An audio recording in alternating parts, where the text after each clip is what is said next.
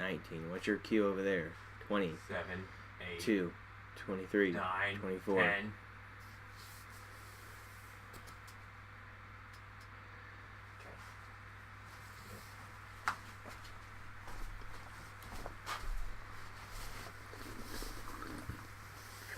Wait, are we on? You're going to have to lead us today with finally getting this Tottenham segment we've been talking about for 3 days. Well, I mean, I think that it just needs to be short and sweet. I want to bring up 2 points. 1, we finished 3-2. And 2, we have more points than any other team in the Premier League in the last 2 years. We are on a good trajectory. I was going to say Arsenal and Tottenham have been the 2 most consistent teams in the last few years. I'm glad we're starting with them. I think you're right. You said that they've had the most points. Tottenham has had the most points in the last 2 years. Arsenal has had second. Certainly and it's the most goals. I mean, not even close. Not even close. And Harry the Kane number is one defense. lapping people, and he's injured. And he's missed 5 games? Consistently injury plagued. And I wouldn't say plagued because it was the same exact injury on his right ankle twice in a row. And the first one, he kind of dove, his cleat got into the ground and rolled onto the outside of the ankle. I've had that injury, and it's miserable. For at least a couple weeks, you can barely support your own weight, yet alone run around, score goals, and use that. He's a right-footed player. And if you don't have a right foot, then the moral of the story is he was probably healthier before he got back on the pitch, but he said, okay, I'm probably 70% on my right. And what they said is well, then why don't we just put Son up front because he's 100% on both his feet, so you're not ready to play yet. And that's one of the things that I love about Tottenham is that Mauricio Pochettino has no problem saying, you're not fit. You're not the best fit for this position. You're not the best fit for this formation. You're not the best fit for... And so he just says, no, Harry, you're staying on the bench. And I don't think there was ever a time where he was, saying, I want to get in the game. He just basically, he realized, because Mauricio Pochettino has coached these guys up so well. Well, Nasser Chadli is a case in point there. But... well, but Son's Nasser a better Chadli... point of how good a coach Pochettino is. I understand where he's... And Chadli was an off-the-bench player that was... Here's the problem, is that Chadli was... He was an out-and-out forward. And Harry Kane's a better out-and-out forward. So what Pochettino says is, why don't we get players like Heung-Min Son that can... not be an out and he plays up forward, but he does not play out and out. He just says, okay, I'll be willing to be like Dele and I'll stay back a little bit and I'll hold the ball up or I'll pass it wide which is not the way that Nasser Chadli plays, which no offense to him because obviously ex-Tottenham, I love the guy, but he was an out-and-out forward, and so he was always looking to get into the 6-yard box, always moving that way, which is great for a team, and it just wasn't the right fit for a backup. You don't want to back up a player with the same player. It doesn't make sense. You want to back up the player with a player that can do something that player either can't or won't do. Like Zlatan, he won't. Well, he's gotten better at it, but he usually won't stay back, play wide, pass balls into the midfield. And so if you have a player that won't do something, then you can't pick up another player as his backup that also won't do that, because sometimes the game calls for that. It says, hey, we need a guy like... We need to play I've seen games where Tottenham plays Son, Dele, and Eriksen across the front, and none of those guys go forward. They basically just pass their way around until there's enough space to say, okay, Dele's shooting, Eriksen's shooting, Son's shooting. Son was the player of the month 2 months in a row because he played the way that Mauricio Pochettino told him, said, hey, step back, go wide, pull 2 defenders into the corner and then just rip a ball back into the middle. And that's why I'm extremely, extremely satisfied with where Tottenham is right now. You're a huge Tottenham fan. What do you prioritize? Champions League next year? No. Or the Premier League title? Premier League. Title or bust, right? I mean, your guys No, it's not title or bust, but it's B in the last month of the last 2 seasons. In the last month of the season, we haven't had obviously control of our own destiny, but we have had the ability to put pressure on the title holder. Last year was our fault. This year it was kind of a foregone conclusion when we lost to West Ham United. And Chelsea had an easy schedule kind of rolling in. Yes, they stumbled a little bit. They were down 1-0. They won 2-1. But we knew full and well when we locked up second place, it was a victory. I was happy. 2 years ago, it was like, come on, guys. I mean, like, you had the chance to really, push the gas down, push the pressure on. This year, there was not really that pressure. We were, going like this, where as long as Chelsea didn't, own goal 6 times, like, we knew. I mean, like, I think full and well people knew Tottenham was going to finish second. And when they locked up second, I think was kind of one of the best days in my Tottenham fanhood. Was when we knew we have Champions League, nobody can finish ahead of us above second. This is a good season. Yeah, I mean, so I thought that Champions League would be a bit higher on your, list here, because Leicester, they won it all. Well. So then you're like, okay, we did that. Let's make the best of the Champions League. Well, and that was a whole different ballgame, because Leicester, the whole first half of the season, was arguably one of the 3 worst teams in the Premier League. They had no chance of repeating. They looked they fired their coach. Yeah. They were in the relegation zone. I mean, it was just ugly. Tottenham is not an ugly team, and they won't be an ugly team. And the same way that we, as Tottenham fans would remember, as Everett would remember, because I force him to remember. I like Tottenham. But the whole first half of the season, remember, we were the longest unbeaten team in the Premier League. I was going to bring that up. Mind you, it was like 6 draws in a row at one point, but that doesn't matter. It was less impressive near the end. Agreed, but here's one thing. We never lost a game at White Hart Lane last year. Yeah. Never lost a game. In a final season in that stadium, that's awesome. That's pretty great. That's something to be proud of. And obviously, Wembley has been a little bit of a meh for us, but I don't think that's the point. I think it's because of the competition. We were playing. Well, you told me about the pitch at White Hart Lane compared to Wembley. It's just crazy. The differences and how it affects your team. Because after West Ham moved their field over, which again they sucked this year at home,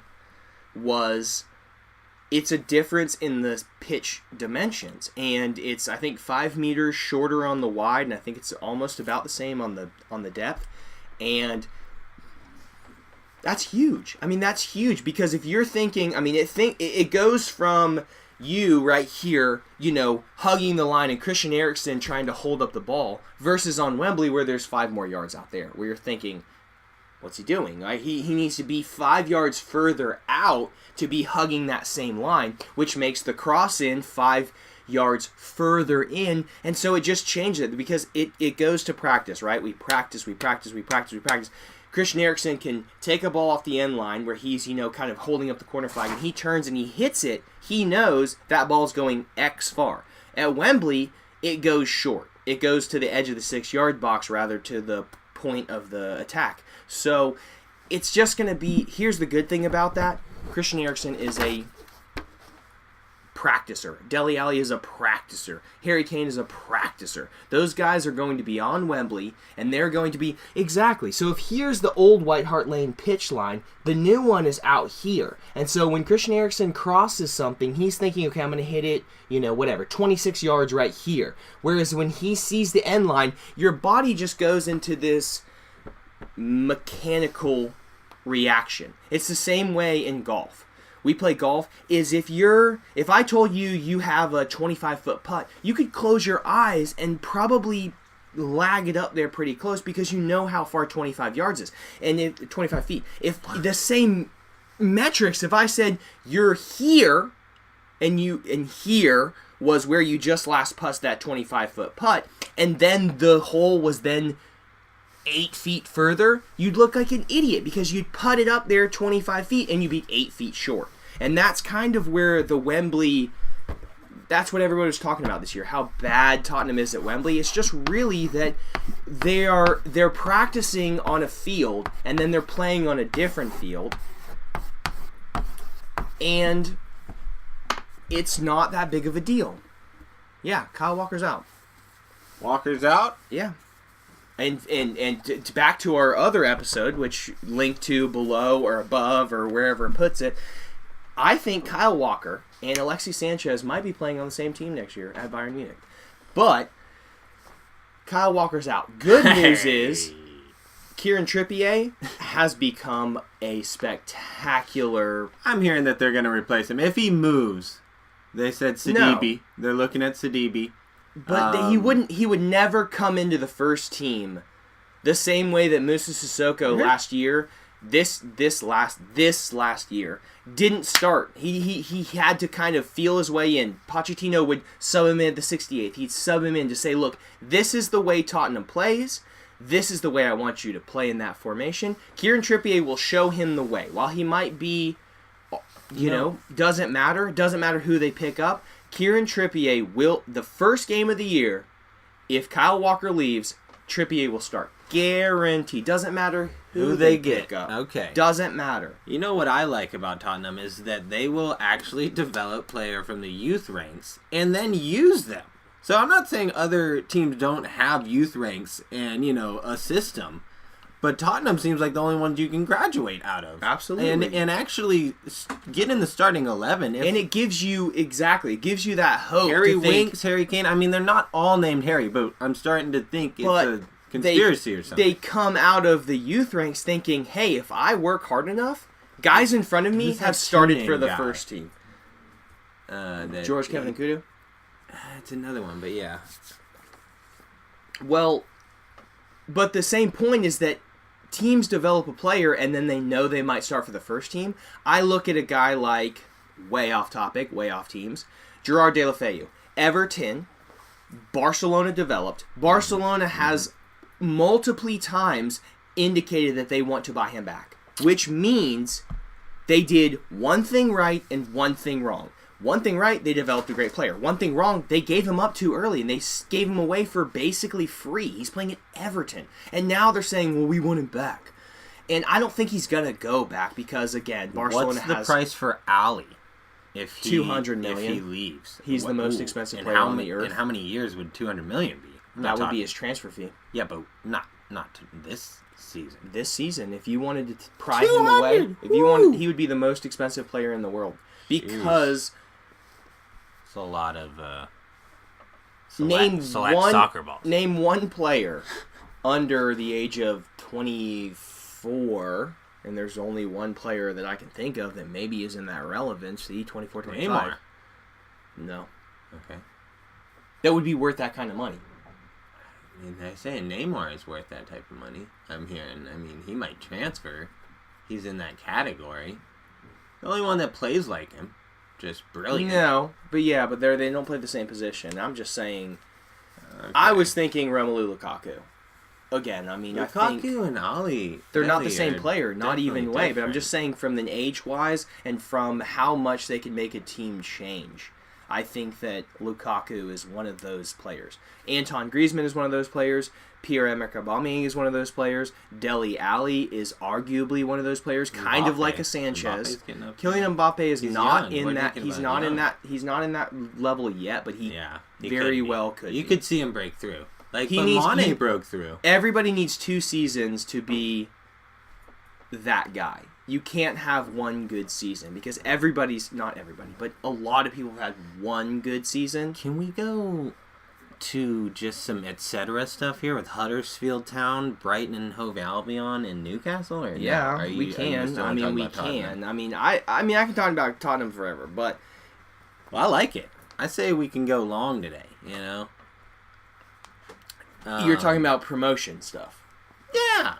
It's interesting to me. I don't know enough about these sides. Newcastle's back. The other two have never been promoted, making all sorts of money this year. Newcastle with their, they were one of the parachute teams. So they had a lot of money to keep their players around. They busted through the league, and now they're back up. Brighton Hove Albion, that's going to be cool. It's going to be cool to watch players like those guys be motivated. It was almost Reading. They lost. No, because Reading. It was in the playoffs. But Reading has been in the Premier League in the last 5 years. No, not 5. But yeah, they would have made. They would have still been getting paid or something. No, you only get 1 year extra after you get relegated or the other way. But it's at least Reading has been there in the last. Yeah, they're 6-7 years. Huddersfield Town, Brighton Hove Albion. They are proverbial. Those guys. Champions League, if you watch the second tier, then you know all about them, maybe. Champions League? Well, that's what they call the... Championship. League's championship. Sorry, I'm caught up from yesterday. I guess we should acknowledge that we did okay on our prediction. I said 3-1, and there was a last-minute goal. We both got it right. I was a little farther off, and I thought... my initial instincts were right. It was going to be a blowout. And I said it would be a blowout. Well, that's what I was thinking about. You said to come back on the Juvie defense. I tried to see the Juvie defense. I would like to say that I said that there would be a 0-1, 1-1 halftime. CR7.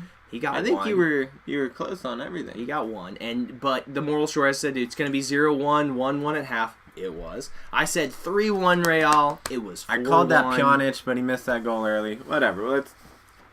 So, looking forward, I guess... The problem is with Huddersfield Town and Brighton Hove Albion is that they do not have enough quality to deal with the likes of give me somebody right from 10 to 15. Give me someone from 10 to relegation. Give me a team. Palace. Okay, good. Yannick Bolasie, Christian Benteke, Johan Cabaye, etc. You're trying to tell me that Huddersfield Town or Brighton Hove Albion is going to stick around with those kind of guys? No chance. And so that's the kind of, not problem, because it's not a problem. It's beautiful. These guys are going to make 60 million, 70 million. I think it's 150 million pounds over 2 seasons when you make when you get promoted. So the moral of the story is they're going to have boatloads of cash. They can go out and find guys. They can go out and get guys from the Ajaxes, the AZ Alkmaars, the kind of like not. Yeah, there's $1 million guys that are. No, you essential. would never spend £1 million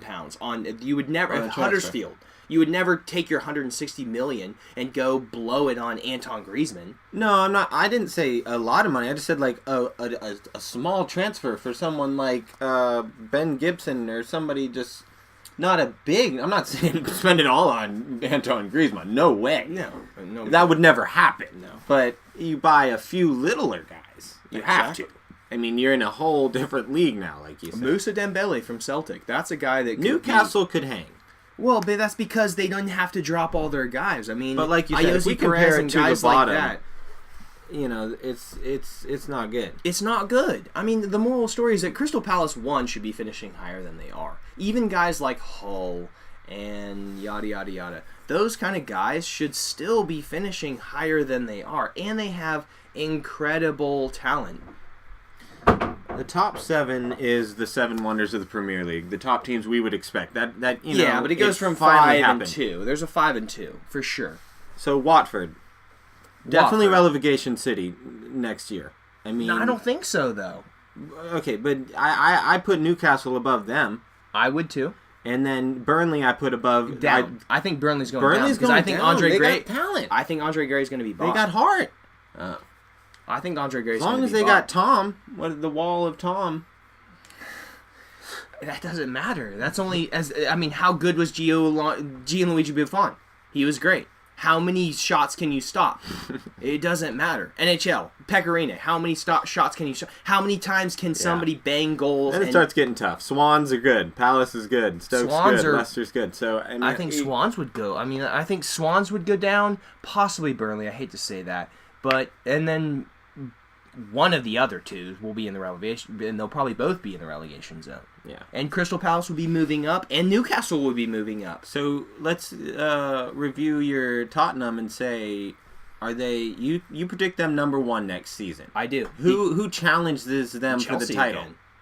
Chelsea's number 2. It's followed by... We got to see what happens in the offseason. I know, but I mean, I hate to say it, but I think Man U is just going to do their usual thing and buy... Man U, that'd be improvements. Yeah, I was about to say, they're going to buy 1 or 2, they're going to blow way more cash. And the thing is that Arsenal would be my number 2 if they would do the Man U, and they would just say, you know what, let's take 180, let's take 250 million pounds, and let's just go... buy a whole bunch of guys. And to what I told Everett a little while ago, like when Barca first bought, their attacking Suarez, Neymar thing, they didn't look good for a little while because you have to learn how to play together. And Tottenham plays together very well because all those guys are already on the pitch. They do. And here's the thing is that...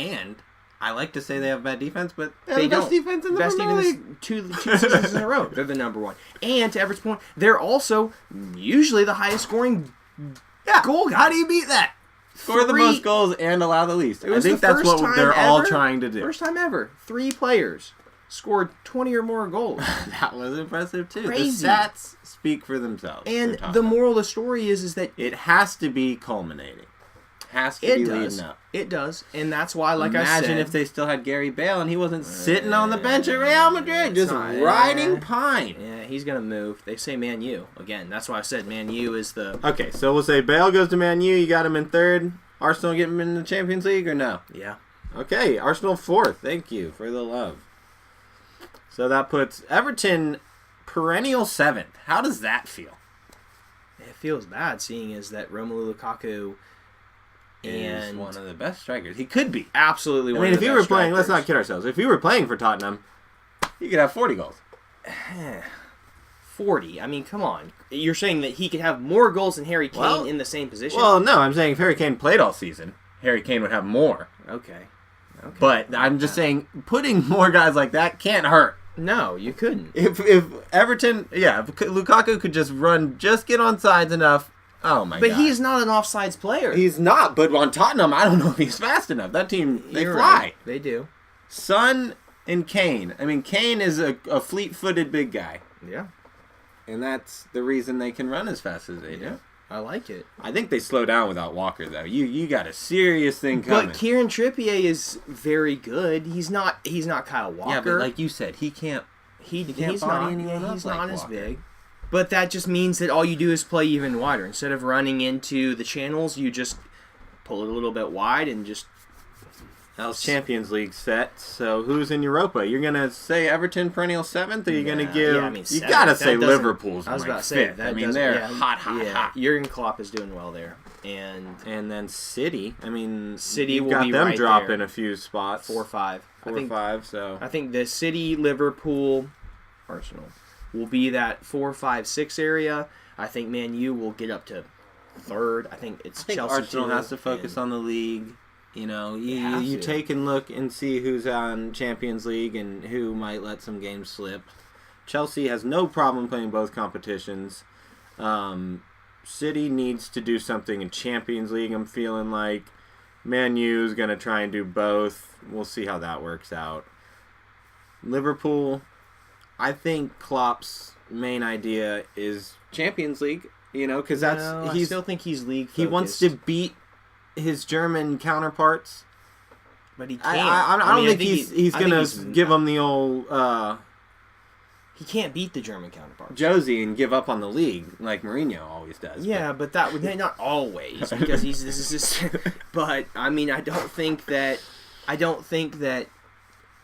Man U will be better next year. I think, so from the slide perspective, Chelsea will still be as good as they are. Tottenham will still be as good as they are. Arsenal will be better. Man U will be much better. Man City will be just as good. Everton will be just as good. And Liverpool will be arguably a little bit better. This is good. I like how you did that. Down here. But I mean, saying arguably a little bit better because Liverpool, they seem like, Jurgen Klopp seems a lot like Pochettino, and you see, you've seen how many times, here's a good example. How many times have you seen Tottenham or Liverpool score a goal, and then them come celebrate with their coach?